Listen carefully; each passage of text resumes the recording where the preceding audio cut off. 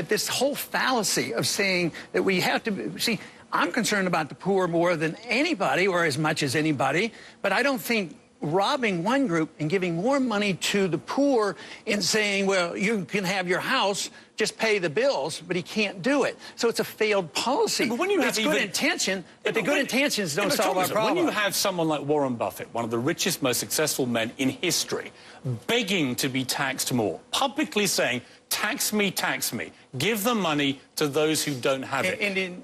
What is wrong with that? And, well, let them pay. Remember going around, there was What is wrong with having a tax system which just taxes people like him more? It destroys the economy if you just... He says it doesn't. And well, let him pay. Why doesn't he send more money to the Treasury? But there is little evidence that raising taxation for the very rich ever destroys an economy. It doesn't. Well, that I disagree with. Historically, it hasn't. That I disagree with, because government, what are they going to do with the money? Are they going to subsidize the housing industry again and have that thing blow up in their face? Are they going to start another war? That's why they need the money. Yeah, the problem with the housing industry wasn't that poor people got housing. It was that greedy bankers and financial institutions brought in the subprime mortgage scams, which preyed on people who didn't understand the system. But that's what happened. But where would the speculation come from if you didn't have easy credit? Where did the money come from? Well, if it had come from savings, they wouldn't have done it. I agree with personal responsibility. A lot of the middle classes that people are rushing to support, I think, overmaxed their credit cards, spent money they didn't have, and are trying to absolve themselves, in many cases, from personal responsibility. But I come back to this. When Mitt Romney said what he said about, I'm not concerned with the poor, I really felt offended for everybody in America. I was like, you've got to have a president. You've got to have a president who prioritises the poor, haven't you? Okay. Now, if I'd have been confronted with that, the answer would have been different. But the answer would have been different than your answer. You would want more government and more spending. I would have said, that is my deep concern. If you are a true humanitarian, if you care about the poor people, and if you care about not shrinking the middle class, like is going on right now, we're getting more poor and the shrinking of the middle class, you cannot do it without looking at the monetary policy. If you don't do anything else, exclude everything else, but you just depreciate the currency, the middle class gets wiped out. If you're on the receiving end, the banks and the corporations, the military-industrial complex, they get tremendous benefit. The wealth is automatically transferred from the middle class. The poor get poorer, and the wealthy get wealthier. And then when the bailouts come, they even benefit more, and the bad debt, which should have been liquidated, is dumped on the people. The flip side to the bailout argument is that when you look at the car industry, Barack Obama did bail out the car industry, and now they're doing very well. So bailouts can work. Indisputably. Well, you're making an assumption it wouldn't have worked with honest bailouts. It's not an honest bailout. Well, you don't know. It's chicken and the egg, isn't it? But the point is... No, it isn't. If you'd had an honest bailout, the people who own those bonds would have been protected. But he turned the ownership over to the unions. So that is not fair. He used force to transfer. He was wrong to break the contracts. Governments are there to enforce contracts, not to adjust the contracts for the benefit of their political constituency. Even if it works? Oh, especially if it works. I mean, if a criminal robs a bank and it works, you don't justify the robbing of the bank. Let's take a break. Come back and talk foreign policy, and specifically the threat of war with Iran.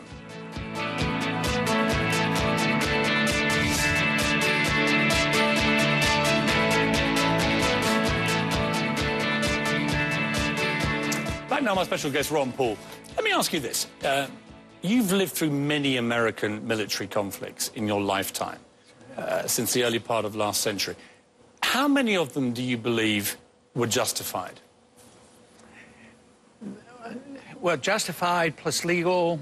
Well, people assume you're a pacifist. I don't get the feeling you are a pacifist. No, I'm not a pacifist. I think you believe in military action where it is legitimate. But how many do you think of the major conflicts have been legitimate? Well, from a strict constitutional viewpoint, I don't want to fight any wars that aren't declared. So that means since World War II, nothing has been justified because we didn't go through the proper process.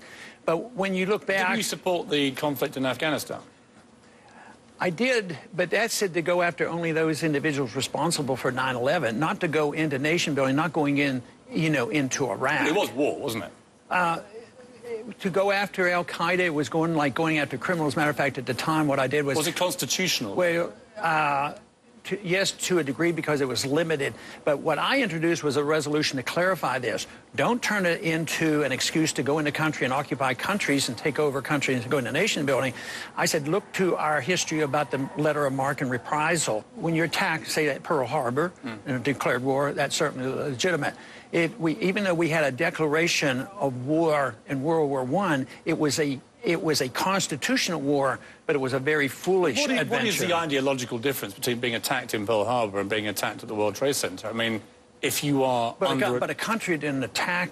I mean, a bunch of thugs attacked us, not a country. So there's a big difference. There were probably the people, I imagine, and there weren't even 100 people that knew 9/11 was coming. Maybe there were 50, maybe there were 40 for all we know. So it was a band of thugs that had a grievance with us, and they were trying to get our attention. So that's entirely different than... Have you modified your opinion of what the motivation was? And the reason I ask, you got a lot of flack at the time, although a lot of support as well, for suggesting that the main motivation for the attacks was revenge for what had been going on in Iraq. And I'm sure a lot of it was.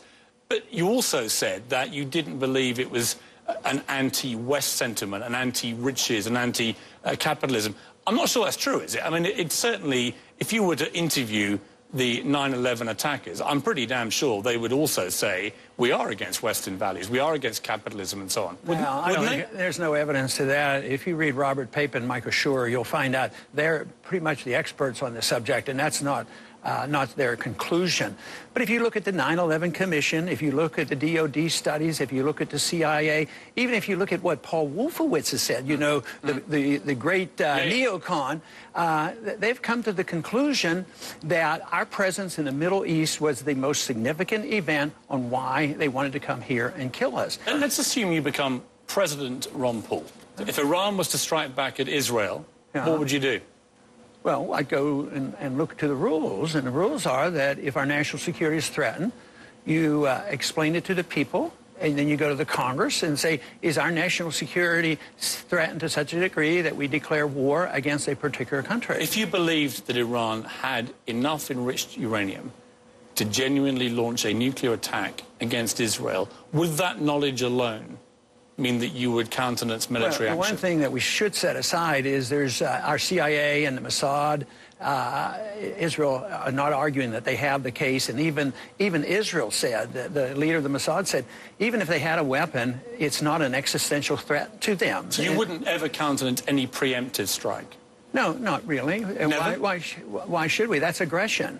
We're not supposed to commit aggression. I mean, that's left for the dictators. But, you know, we now don't do aggression, but what we do is preemptive war. But if you had got knowledge... Preemptive war is equivalent to that, and I think it's very dangerous. But they have already said, Ahmadinejad has made it quite clear he believes in wiping out Israel, if he got the chance. Okay.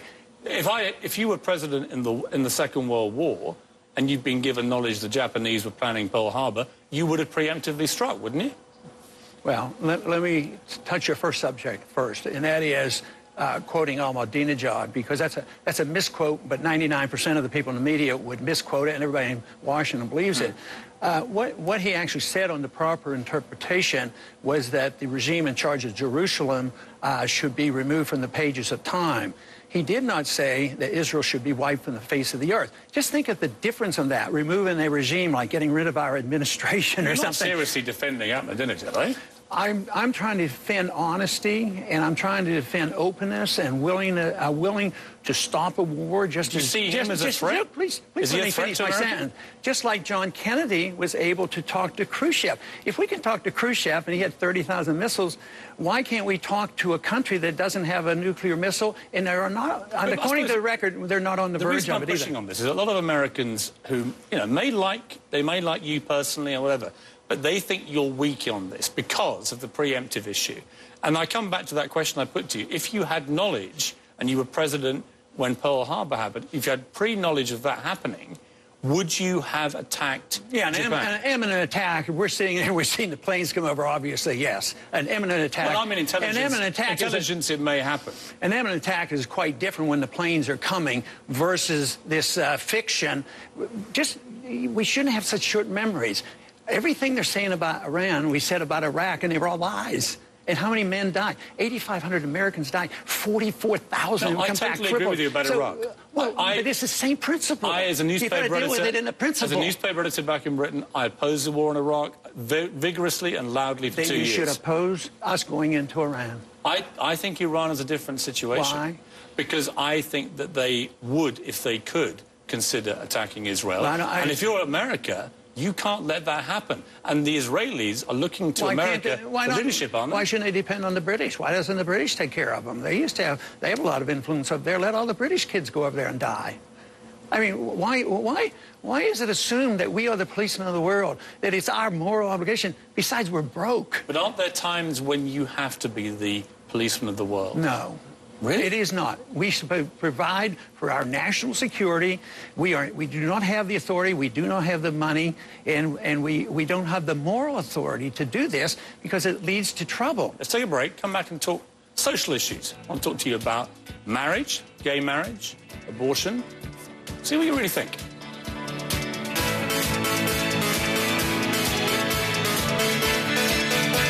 Paul's views are totally outside the mainstream of virtually every decent American. Newt Gingrich calling Ron Paul totally outside the mainstream. This is the man who wants a moon colony, Mr. Mainstream. Let's talk social issues, because people often say you are a conservative liberal, and there aren't many of those around, Ron Paul. Let me ask you about your view of gay marriage, because I've read differing twists on this. Okay. What is your honest opinion about gay marriage? I am totally neutral on the cause of liberty. When people want to be married and call it a marriage, it's none of my business. I can set my standards, and then others can decide whether they want to follow me or not, but I would never use force to do that. You don't believe in abortion under any circumstances. It's something that's driven, I think, by your time as a doctor. You delivered many, many babies. And I read a heart-rending thing you once said, that you once delivered, I think, a 2.5-pound baby that you, as you said, you had to put into a bucket. Not me. I wasn't a participant. I was a very, very casual observer as a student. But you witnessed this. Yeah, I walk in a room and it happened. It was 5 minutes. It was over. I walked out of the room and wow, what did I just see? But they clearly scarred you it was about that lack of respect for life that it dawned on me. Here's the dilemma, and it's one I put to Rick Santorum very recently, and I was surprised by his answer, although I sort of understood from his belief point of view that he would come up with this. But it's a dilemma that I'm going to put to you. You have 2 daughters. You have many granddaughters. If one of them was raped, and I accept it's a very unlikely thing to happen, but if they were, would you honestly look at them in the eye and say they had to have that child if they were impregnated? No, if it's an honest rape, that individual should go immediately to the emergency room. I would give them a shot of estrogen.